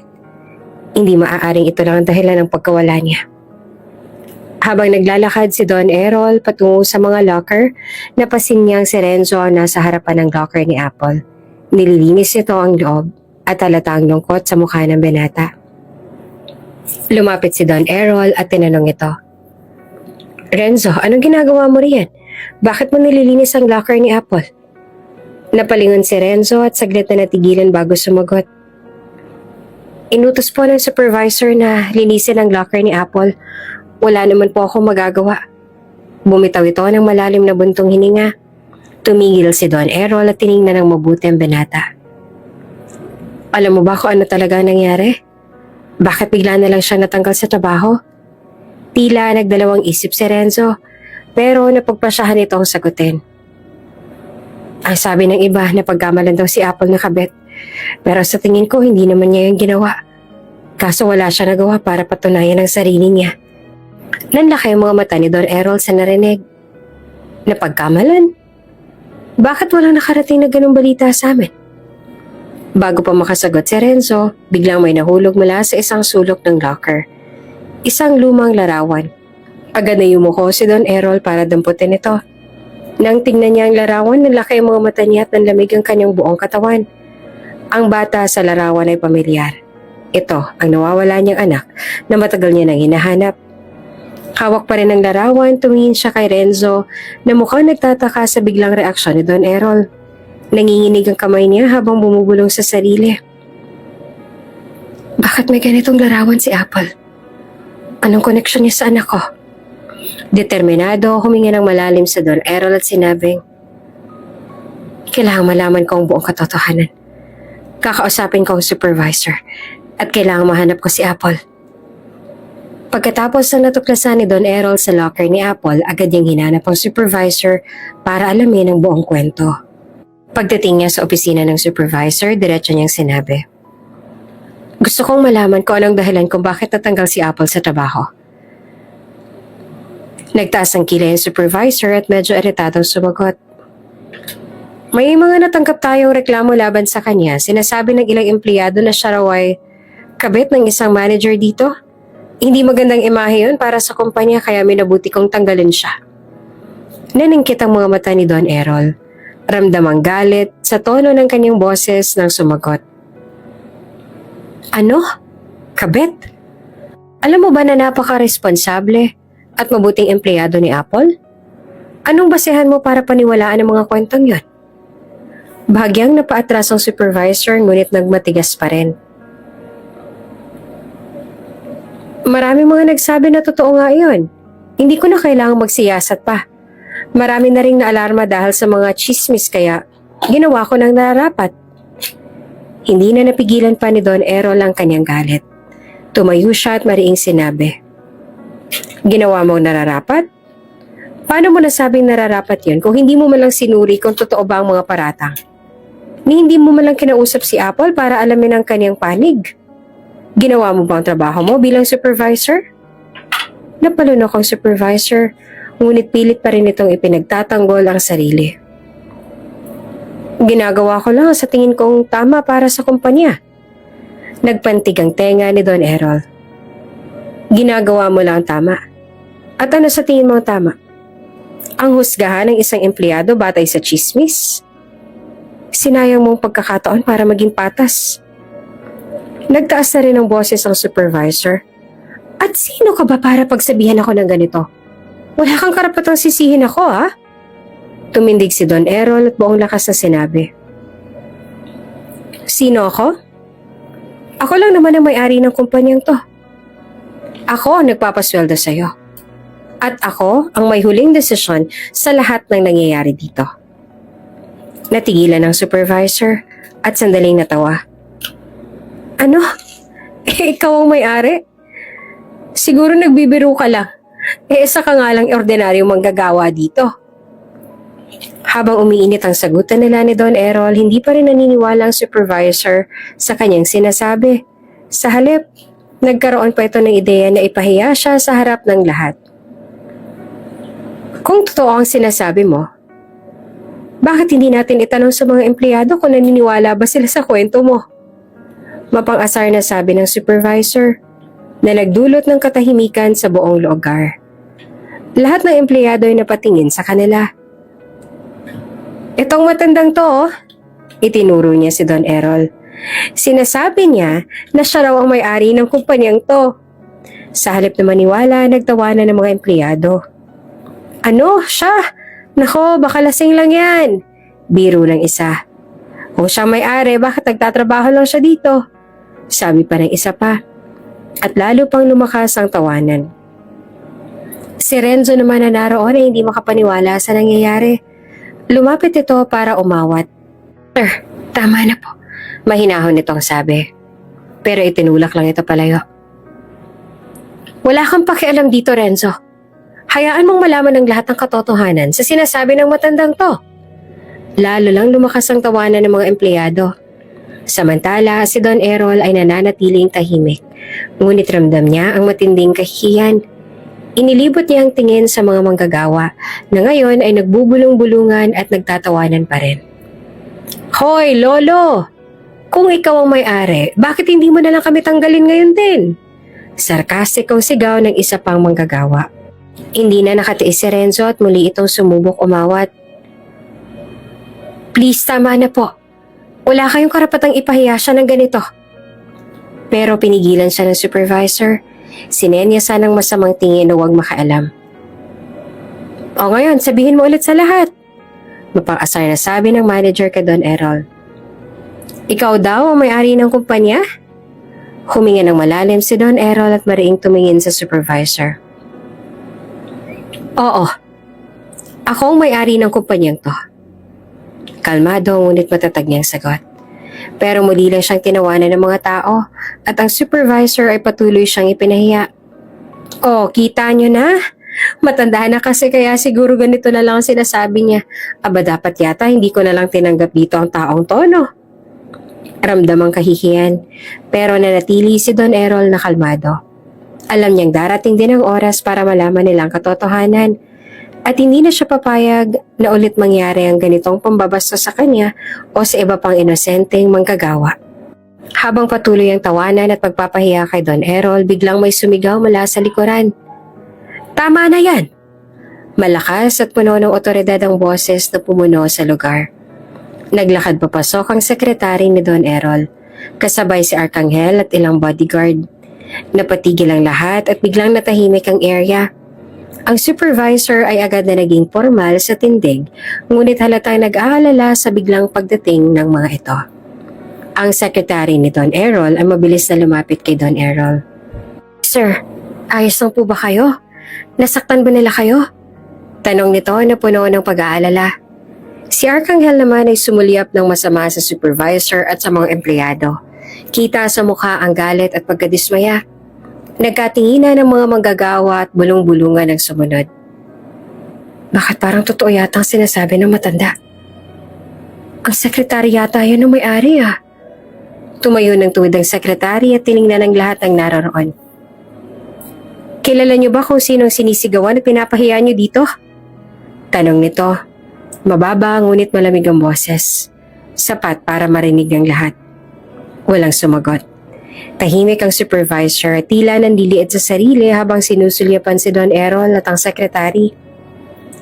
Siya lang naman ang may-ari ng kumpanyang to. Diretso ang sinabi ng sekretary. Bawat salita ay puno ng diin. Pangangang ilang manggagawa habang ang iba naman ay napatakip ng bibig sa gulat. Ang supervisor ay tila napako sa kinatatayuan. Hindi nakapagsalita. Nagbulungan ang mga empleyado. Ramdam ang takot at kaba sa mga mukha nila. Totoo pala. Hindi ako makapaniwala. Ano mangyayari sa atin ngayon? Muling lumapit ang sekretary kay Don Errol. Sir, ano pong gusto ninyong gawin? Nandito kami para sa inyo. Hindi nakapagsalita si Don Errol agad. Ngunit patalim niyang tiningnan ng supervisor na ngayon ay pawis na pawis sa kaba. As the owner of this company, let me make this perfectly clear. You do not have the authority to fire anyone. I can't believe I heard someone like you who acts like they're the boss, making decisions without any regard for the chain of command. Not only did you act without my consent, but you did not even bother to get approval from higher management. Mariin na sabi ni Don Errol kaya natigil ang lahat. You've completely overstepped, and I won't tolerate this kind of arrogance or recklessness in my company. Get your act together before you cost yourself more than just your job. Humingi pa ito ng pasensya, ngunit galit na galit si Don Errol at walang panahon para sa paghingi nila ng tawad na batid niyang hindi naman sincere. Matapos ang tensyonadong eksena, humarap si Don Errol sa lahat ng mga empleyado. Kita sa kanyang mukha ang bigat ng galit at pagkadismaya. Tahimik ang lahat, walang gustong magsalita, habang si Don Errol ay nagbigay ng mabigat na tingin sa kanila. Hindi ko na kailangang magpaliwanag kung sino ako, panimula ni Don Errol. Pero gusto kong malaman ng totoo. Anong nangyari kay Apple at bakit siya tinanggal sa trabaho? Tahimik ang mga empleyado. Umiwas ang tingin ng karamihan. Halatang nag-aalangan silang magsalita. Napabuntong hininga si Don Errol, ngunit ang boses niya ay nananatiling malamig at puno ng otoridad. Kung walang aamin, lahat kayo ay matatanggal sa trabaho. Hindi ako magdadalawang isip na gawin ito. Nagsimulang magtinginan ng mga empleyado. Ramdam ang kaba, takot sa bawat isa. Hanggang sa wakas, isang babae ang naglakas ng loob na magsalita. Ako na po magsasabi ng totoo, sabi niya sa nanginginig na boses. Hindi po totoo nakabit si Apple. Ginawa lang po namin ang kwento na yon. Tumaas ang kilay na Don Errol. Bakit niyo ginawa yon? Marami po kasi sa amin na nagsisela sa kanya. Sagot ng babae, halos bumagsak na ang kanyang boses sa kahihiyan. Siya po kasi, siya lang ang laging napupuri ng mga supervisor. Mabait siya, masipag, at maraming nakaka-appreciate sa kanya kaya po, naisipan namin gawin yun para mawala siya dito. Halos sumabog sa galit si Don Errol. Tumayo siya mula sa kanyang kinatatayuan at tiningnan ng lahat ng empleyado ng may matalim na titig. Siniraan niyong isang inosente dahil lang sa inggit? Ginawa niyo yun sa isang taong nagbabanat ng buto para sa pamilya niya. Wala kayong puso. Walang sumagot. Ang lahat ay napayuko sa hiya at takot. Hindi ko na kayo bibigyan parang pagkakataon para mag-sorry. Dagdag ni Don Errol. Wala na akong tiwala sa inyo. Sa ngayon din, matatanggal kayo lahat sa trabaho. Huwag niyo na rin subukang magpaliwanag. Mabilis ang naging desisyon ni Don Errol. Isa-isang inalis sa trabaho ang mga manggagawa, habang ang mga bodyguard at sekretary niya ay inasikaso ang proseso. Tahimik ang lahat. Ang ilan ay umiiyak habang umaalis sa pabrika. Ngunit walang nakapagpigil sa galit ni Don Errol. Sa sandaling yun, malinaw na pinili niyang panindigan ng hustisya at protektahan ang mabubuting empleyado tulad ni Apple at Renzo. Ano man ang kapalit. Halos nanginginig sa galit si Don Errol matapos marinig ang kumpisal ng babae. Napahawak siya sa kanyang dibdib. Ramdam ang bigat at emosyon at sakit na dulot ng insidente. Napansin ito ng kanyang sekretary at agad itong lumapit. Sir, kalma lang po. Ayoko atakihin kayo dahil sa galit. Sabi ng sekretary habang inaakay siya sa isang upuan. Kailangan niyo po huminga ng malalim. Nang makaupo si Don Errol, unti-unti niyang pinakalma ang sarili. Ngunit bago pa man siya makapagsalita ulit, biglang lumapit si Renzo. Mr. Villaverde, tawag ni Renzo na nakangiti. Masaya akong kumampi kayo sa kung ano man ang tama. Napangiti si Don Errol sa binata, bahagyang naguguluhan. Masaya ako na nakita ko mismo kung paano niyong hinarap ang sitwasyong to. Dagdag ni Renzo, sa araw na to, nakuha ninyo ang tiwala ko. Napatigil si Don Errol. Anong ibig mong sabihin? Tanong niya. Bakas ang pagkalito. Ngumiti si Renzo. Tumayo ng diretsyo at nagbigay ng magalang na saludo. I'm Renzo Calyahan. ang panganay na anak ng pamilya Kalyahan at tagapagmana ng Kalyahan Group. Nanlaki ang mata ng lahat ng naroon, lalo na si Don Errol at ang kanyang secretary. Bilang tagapagmana, bahagi ng trabaho ko ang tiyaking patas at may integridad ang mga magiging partners namin. Paliwanag ni Renzo. Ang intensyon ko kaya ako pumasok sa kumpanya ninyo ay para makita kung totoo ba ang sinasabi na masama ang mga nagtatrabaho sa Villaverde Manufacturing. Gusto kong malaman kung karapat-dapat ba kayo maging business partners ng pamilya namin. Lalong nagulat si Don Errol sa revelasyong iyon. Ikaw? Kalyahan? Tumango si Renzo. Oho, at sa nakita ko ngayon natutuwa akong sabihin na tama ang desisyon ko na magtiwala sa inyo. Hindi kayo natakot na ipaglaban ng hustisya kahit na maaaring mawala ang buong workforce ninyo. Ang ganitong klaseng prinsipyo ang hinahanap ng pamilya ko para sa mga kasosyo namin. Tahimik ang buong silid, puno ng gulat at respeto. Napatingin si Don Errol kay Renzo at sa kabila ng mga nangyari, isang maliit na ngiti ang nabuo sa kanyang labi. Salamat, sabi ni Don Errol. At masaya ako nalaman na tamang ginawa ko. Mula ng sandaling yon, ang relasyon sa pagitan ng Villaverde Manufacturing at Kalyahan Group ay mukhang mas malalim pa kesa sa inaasahan nila. Matapos ang lahat ng nangyari, huminga ng malalim si Don Errol at muling tinignan ang hawak na litrato na nakuha niya pa mula sa mga gamit ni Apple. Ramdam ng lahat ang bigat ng emosyon sa kanyang mukha. Ang batang ito sa litrato. Nagsimula si Don Errol, nanginginig ang boses. Siya ang anak ko. Ang anak kong dinukot nung bata pa siya. Nagulat ang lahat sa kanyang sinabi, lalo na ang kanyang sekretary. Anak niyo po? Tanong nito na halos hindi makapaniwala. Tumango si Don Errol at nangingilid ang luha sa kanyang mga mata.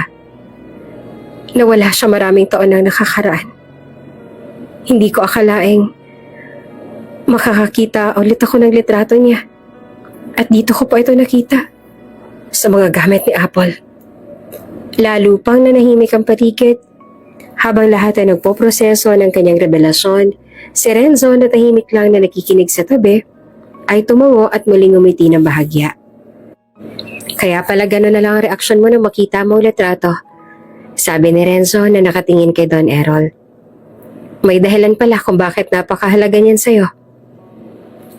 Hindi ko alam kung paano napunta ang litrato sa kanya. Patuloy ni Don Errol. Pero may malaking posibilidad na kilala niya ang anak ko. O baka siya mismo ang nawawala kong anak. Lalong nagulat ang lahat sa posibilidad na iyon. Kung ganon, sabi ni Renzo na seryoso ang tono. Si Apo lang makakapagbigay ng sagot sa'yo. Kailangan mo siyang puntahan at kausapin, Mr. Villaverde. Hindi pwedeng manatili ka sa pagdududa. Tumango ang sekretary. Tama si Renzo, sir. Kung totoo nga may kaugnayan si Apple sa anak ninyo, kailangan niyo nang malaman ng totoo. Huwag niyo nang patagalin pa. Napatingin si Don Errol sa litrato. May bagyang pag-asa sa kanyang mga mata. Oo, bulong niya sa sarili. Kailangan ko siyang makita. Kailangan kong malaman ng totoo. Muling bumalot ang tahimik sa paligid, ngunit sa pagkakataong to, puno ng anticipation ng lahat. Kinabukasan, sinamahan ni Renzo si Don Errol sa bahay ni Apple. Nakatayo sila sa labas ng simpleng tahanan at kita ang pag-aalala at kaba sa mukha ni Don Errol. Tumango si Renzo sa kanya, hudyat na suportado siya nito sa anumang mangyayari. Tumunog ang doorbell at ilang saglit pa'y bumukas ang pinto. Si Apple ang lumabas. Halatang nagulat na makita sila. Sir? Renzo? Ano pong ginagawa niyo rito? Tanong nito na bakas ang lapis sa pagtataka sa mukha. Napatingin si Don Errol sa kanya. Halos hindi ito makapagsalita dahil sa kaba. Apple? Simulang sabi nito. Maaari ba tayo mag-usap? May mahalaga akong itatanong sa'yo. Nagkatinginan sina Renzo at Apple. Bagamat nagtataka, tumango si Apple. Sige po, pasok po kayo. Naupo sila sa maliit ngunit maayos na sala. Si Apple ay halatang balisa habang naghihintay ng sasabihin ni Don Errol. Sa wakas, inilabas ni Don Errol ang litrato mula sa kanyang bulsa at inilahad ito kay Apple. Apple, simula niya na nanginginig ang boses. Alam mo ba kung sino ang batang nasa litrato na ito? Nagulat si Apple nang makita ang larawan. Kinuha niya ito, tiningnan ng mabuti. Tumahimik siya sandali bago nagsalita. Opo sir, ako po ito. Ako po ang batang nasa litrato. Napatigil si Don Errol, halos hindi makapaniwala. Ikaw? Tanong niya na ang boses ay puno ng emosyon. Sila ang mga magulang mo? Tumango si Apple. Ako po ang batang yan pero hindi po silang tunay kong mga magulang. Sa kanila lang ako lumaki. Inampun lang po ako ng mga magulang na kasama ko sa litrato. Ang sabi po nila, natagpuan nila ako umiiyak sa tabi ng isang simbahan ng bata pa ako. Hindi nila alam kung sino ang totoong mga magulang ko. Halos bumagsak si Don Errol sa kanyang kinauupuan. Ngunit agad siyang inalalayan ni Renzo. Bumuhos ang luha niya. Napapailing habang pinipilit kontrolin ang kanyang emosyon. Apple, humihikbing sabi ni Don Errol. Ikaw ang nawawala kong anak. Ikaw ang anak kong dinukot noon. Nagulat si Apple sa narinig. Po? Anak niyo po ako? Tanong niya. Halatang hindi makapaniwala. Oo, anak. Sagot ni Don Errol habang tuluyang bumigay ang kanyang luha. Matagal na kitang hinahanap. Hindi ko alam kung mabubuo po ulit ang buhay ko pero ngayon, nahanap na kita. Si Apple na natutulala sa una ay nagsimulang maiyak. Hindi ko po alam. Hindi ko po akalaing makikilala ko ang totoo kong ama. Nagkatinginan silang dalawa, puno ng emosyon at pagmamahal, hanggang sa nagyakap sila. At sa kauna-una ang pagkakataon, naramdaman nilang pareho ang init ng isang pamilyang matagal nang nawala sa kanilang buhay. Si Renzo na tahimik na nanonood ay napangiti. Mukhang naging masayang araw natin ngayon. Bulong nito sa sarili habang pinapahid ang sariling luha. Matapos ang emosyonal na tagpo sa bahay ni Apple, nagdesisyon si Don Errol na magpa-DNA test upang makumpirma ang kanilang pagiging mag-ama. Agad silang pumunta sa isang kilalang laboratorio kasama si Renzo. Habang hinihintay ang resulta, tahimik ngunit puno ng tensyon ang bawat sandali. Pagkalipas ng ilang araw, dumating na ang resulta. Ang doktor ay lumapit kay Don Errol at kay Apple na magkatabing nakaupo. Mr. Villaverde, Miss Apple, sabi ng doktor hawak ang envelope. Ang resulta ng DNA test ay positibo. Kayo po ay mag-ama. Halos bumagsak si Don Errol sa upuan habang bumubuhos ang kanyang luha. Hindi niya napigilan ang sarili at niyakap ng mahigpit si Apple. Anak, ikaw nga talagang anak ko. Sabi niya sa nanginginig na boses. Si Apple naman ay napahugulhol. Papa, hindi ko po alam na ganito palang pakiramdam na makilalang tunay na aking ama. Salamat po sa paghahanap sa akin. Si Renzo na nasa gilid lamang ay napangiti habang pinapanood ang tagpo. Mukhang mas masaya pa ito kaysa sa kahit anong balita. Bulong nito sa sarili. Habang sila'y nakaupo sa isang tahimik na kwarto, ipinaliwanag din ni Don Errol ang lahat kay Apple. Anak, noon, ikaw ang liwanag ng buhay namin ng mama mo. Pero isang araw habang nasa parke tayo, bigla ka nawala. Dinukot ka ng mga taong hindi namin kilala. Ginawa namin ang lahat para hanapin ka. Nagpakalat kami ng posters, inanap ka sa bawat sulok ng bansa, pero walang bakas ng kahit ano. Ang sakit anak, halos hindi ko kinaya. Akala ko hindi na kita makikita ulit. Iyak naman ang iyak si Apple habang pinapakinggan ang kwento ng ama. Pa, hindi ko rin po alam kung anong nangyari noon pero nagpapasalamat po ako na nakilala ko kayo ngayon. At masaya po ako na nasa buhay ko na kayo. Nagyakap ulit sila. Parehong masaya at puno ng pasasalamat sa muling pagkikita. Sa sandaling iyon, nangako si Don Errol na gagawin ang lahat para bumawi sa mga panahong nawala sa kanila bilang mag-ama. Si Apple naman ay nangakong aalagaan ang kanyang ama at susuklian ang pagmamahal na natanggap mula dito. Sa kabila ng lahat ng hirap at luha, sa wakas ay natagpuan na nila ang isa't isa. Handang magsimula ng bagong kabanata bilang isang pamilya. Isang linggo matapos ang pagkumpirma ng kanilang relasyon, nagpasya si Don Errol na isama si Apple sa puntod ng kanyang asawa, ang ina ni Apple. Sa mga unang araw ng pagkakakilanlan nila bilang mag-ama, palaging puno ng emosyon ang bawat sandali. Habang naglalakad ang mag-ama papunta sa puntod ng asawa ni Don Errol, pinapansin ni Apple ang malamlam na kapaligiran. Dahan-dahan siyang lumapit sa isang malaking memorial stone kung saan nakalagay ang pangalan ng kanyang ina. Tumigil si Don Errol sa harap ng libingan at huminga ng malalim. "Anak, narito na tayo," sabi ni Don Errol at halos nangalumbaba ang tinig.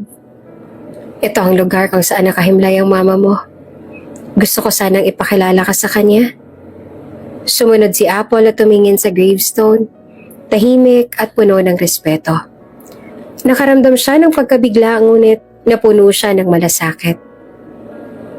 "Mama, gusto ko pong ipaalam na nandito na ako. Nakabalik na po ako. Pasensya na kung hindi agad ako nakabalik." Malumanay niyang sabi. Tumabi si Don Errol kay Apple at tumingin sa puntod. "Mahal, hindi ko na alam kung paano ipaliwanag. Pero sa mga taong nawalan ako ng pag-asa, ang tanging bagay na nagbigay liwanag sa akin ay ang mga alaala natin. Palagi kong iniisip ang mga pangako natin na hahanapin natin siya. At ngayon natagpuan ko na siya. Kasama ko na ulit ang anak natin. Alam ko na masaya ka na rin. Pangako, hindi ko siya pababayaan. Mamahalin ko ang anak natin ng higit pa sa pagmamahal ko sa aking sarili." Malalim ang kanyang tinig, puno ng saya at luhang naipon mula sa kanyang puso. Huminto si Apple at ang mga mata niya ay puno ng luha. "Mama, sorry po talaga at hindi ako agad nakabalik sa inyo. At hindi tayo nagkasama ng matagal." Wika niya habang ang luha ay dumaloy sa kanyang mga pisngi. "Akala ko po ay nawala na ako sa inyo pero ang totoo, gusto ko po makita kayo. Ngayon po nandito na ako. Masaya po ako dahil natagpuan ko si Papa at sa wakas po, ako po ay natagpuan ninyo." Habang pinagmamasdan nila ang puntod ng ina, nagyakap si Don Errol at si Apple. Ang bawat isa ay nakaluhod, puno ng pasasalamat at nang hindi mapantayang saya. "Mahal na mahal kita, anak. Ang mama mo ay magiging proud sa iyo," sabi na Don Errol at ang mga mata niya ay puno ng pagluha. Si Apple, habang nakayakap sa ama, ay nagpasalamat sa lahat ng pagkakataon at pangarap na muling makapiling ang kanyang ama. At handa niya nang simulan ang kanilang buhay ng magkasama. Sa mga sumunod na linggo, nagbagong buhay ni Apple. Tumira na siya sa mansyon ni Don Errol kasamang itinuturing niyang auntie at uncle. Ang masayang pagbabago sa kanilang buhay nagbigay daan sa isang bagong simula kung saan naging buo ang kanilang pamilya. Ang mga taon ng paghihirap at pag-aalala ay napalitan ng kasiyahan at pagmamahal mula sa kanyang tunay na ama. Nagsimula siya ng bagong buhay, nag-aral muli para sa kanyang mga pangarap, at higit sa lahat nagkaroon ng pagkakataong magtagumpay. Ang mga empleyado sa Villaverde Manufacturing Co. na may masamang ugali na tanggal na sa trabaho, at ang lahat ay naging mas organisado at mas maayos sa pamumuno ni Don Errol. Dahil sa maganda at tapat na pamamahala ng Villaverde Manufacturing, naging matagumpay ang partnership ng Callihan Group at Villaverde. Pinagtagumpayan nila ang mga pagsubok at nakapagpatuloy sa pagpapalago ng negosyo na naging matagumpay sa mga bagong plano at proyekto. Si Don Errol at si Renzo ay naging magkakampi sa negosyo at ang lahat ay nagtakda ng mga bagong layunin para sa kanilang kumpanya. Isang araw habang abala si Apple sa trabaho, dumating si Renzo sa mansyon. May daladalang magandang bouquet ng bulaklak para sa kanya. Ang mga mata ni Apple ay nagulat nang makita siya sa harap ng pinto. "Apple," simula ni Renzo. "This is for you." Tinanggap naman ni Apple ang bulaklak. "Para saan to?" "Gusto ko sanang mas makilala ka ng mas mabuti." Nagulat si Apple ngunit ang puso niya ay nagsimula na mag-init ang pisngi. "Pwede ba kitang ligawan?" Naguguluhan man si Apple, ngunit habang mga mata ni Renzo ay puno ng taos-pusong intensyon, napansin niya ang kabutihan at pagiging tapat ng binata. Sa mga sandaling yon, hindi na siya nakapagpigil ng isang malumanay na ngiti. Pumayag nga siyang ligawan siya nito. Isang linggo matapos ang unang pagbisita ni Renzo at ang paghingi ng permiso na ligawan siya, nagsimula na magbukas ang puso ni Apple. Lahat ng ginagawa nito ay may malasakit at dama ni Apple ay hindi matitinag na pagmamahal ng binata sa kanya. Isang araw habang nag-uusap sila ni Renzo sa parkeng malapit sa mansyon ni Don Errol, nagpasya na si Apple na bigyan siya ng pagkakataon. Renzo, gusto ko sana magpasalamat sa iyo. Hindi ko inaasahan na may darating na tao sa buhay ko na magpapakita ng ganitong klaseng malasakit at pagmamahal sa akin. Simula ni Apple. Ang mga mata ay puno ng seryosong pag-iisip. At gusto ko na rin sabihin na gusto ko sana magbigay ng pagkakataon sa iyo. Tumigil si Renzo at mabilis na tiningnan si Apple. Talaga? Tanong nito na may halong saya at kaba sa kanyang mga mata. I mean, naiintindihan ko kung kailangan mo pa ng oras. Makakapaghintay naman ako. Ngumiti si Apple. Hindi ko na kailangang pigilan ang nararamdaman ko. Gusto rin kita. Kaya oo, gusto ko magbigay ng pagkakataon sa'yo. Gusto ko makilala ka pa ng mas mabuti. Hindi bilang kaibigan o manliligaw. Ngunit bilang boyfriend ko. Nagdingning naman ang mga mata nito dahil sa kanyang sinabi. Really? At nang tumango siya bilang sagot, agad siya nitong niyakap ng mahigpit.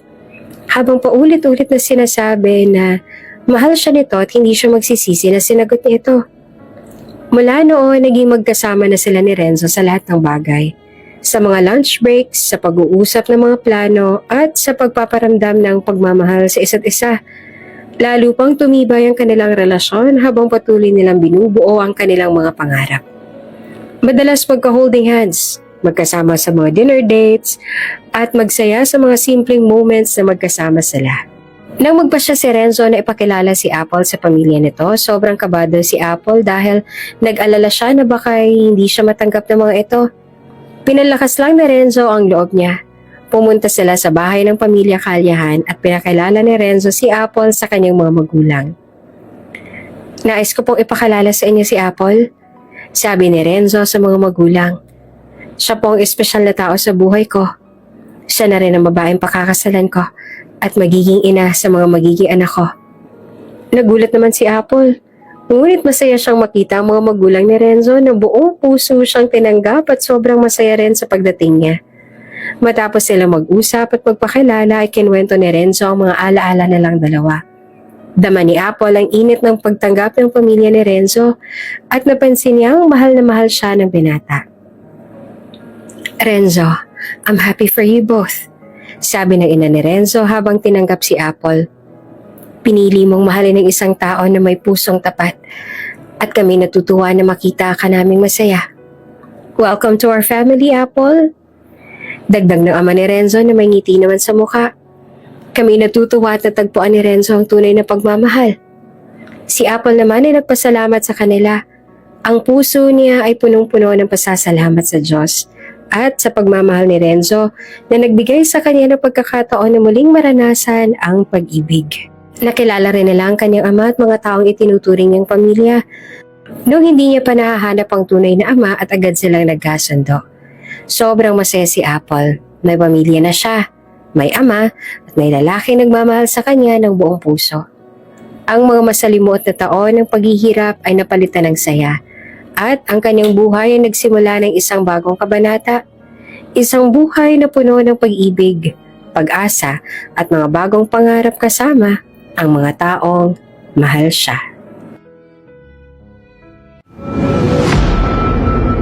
Kung bago ka pa lang sa channel na ito, Ate Jane TV, huwag kalimutang pindutin ang notification bell and subscribe button.